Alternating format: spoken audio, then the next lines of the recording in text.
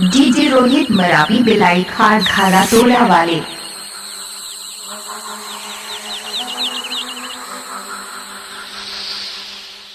ए दाई पीछे मार दीजो। कथी करल मार दीजो देखा। पीछे मार दीजो, पीछे चढ़ गए वो दाई। रोहित पीछे चढ़ गए वो, पीछे मार दे दाई। नहीं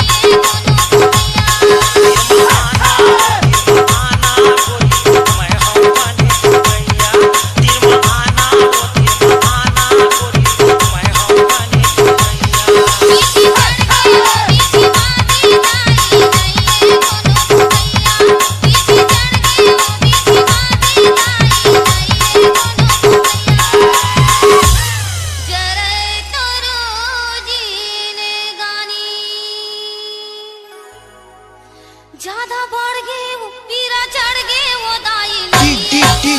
रोहित ज्यादा बढ़ गए वो, पीरा चढ़ गए वो दाई।